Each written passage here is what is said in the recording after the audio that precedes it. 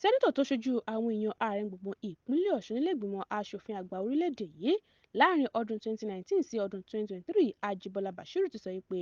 lọ́jọ́ tí Ataọja ìlú Oṣogbo Ọba Jimoh Ọlánìpẹ̀kun ti sọ ààfin rẹ̀ di ibùdó ìpàdé ẹgbẹ́ òṣèlú PDP ló ti dẹ́kun híhùwà bíi ọba tó yẹ kó jẹ́ lásìkò tí ó ń jíyìn iṣẹ́ ìríjú ọdún mẹ́rin tí ó lò ní ilé-ìgbìmọ̀ asòfin àgbà ní Ajíbọ́lá ẹni tó jẹ́ ọmọ bíbí ìlú Oṣogbo ti ṣàlàyé pé òun kò ní ìkùnsínú kankan pẹ̀lú Ataọja ṣùgbọ́n nígbà tí ó ti ń ṣàtìlẹ́yìn àwọn ará country home nílùú Ẹdẹ lòun ti rìn sẹ́yìn fún un. Ó ní nígbà tí àwọn kan pariwo pé òun kò ṣe nǹkan kan fún Ataọja lòun tó sọ̀rọ̀ síta wípé òun ra jẹnẹrétọ̀ ńlá sínú ààfin, òun ṣe iná mọ̀nàmọ́ná inú ààfin, òun sì gbé owó ńlá sílẹ̀ nígbà tí wọ́n fẹ́ ṣe àtúnṣe ààfin náà. Ajíbọ́lá fi kún ọ̀rọ̀ rẹ̀ pé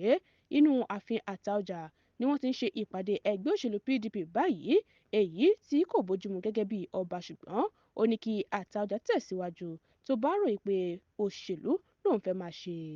Ó sọ síwájú pé inú òun kò bàjẹ́ rárá fún bí òun kò ṣe wọlé ìbò padà gẹ́gẹ́ bí sẹ́nítọ̀ nítorí Ọlọ́run ti ran òun lọ́wọ́ púpọ̀ láti ọmọ ọdún méjìdínlógójì tí òun ti di kọmíṣánná nípínlẹ̀ Ọ̀ṣun òun sì tún ní iṣẹ́ tí ó dúró re láti fàbọ̀ sí.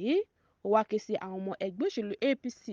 láti má ṣe káàárẹ̀ ọkàn rárá nítorí àwọn yóò gba ìjọba ìpínlẹ̀ Ọ̀ṣun padà lọ́wọ́ ẹgbẹ́ òṣèlú PDP lọ́dún 2026. Medinat Adésóyè ló ń jábọ̀ ròyìn fún Etí Ọba TV.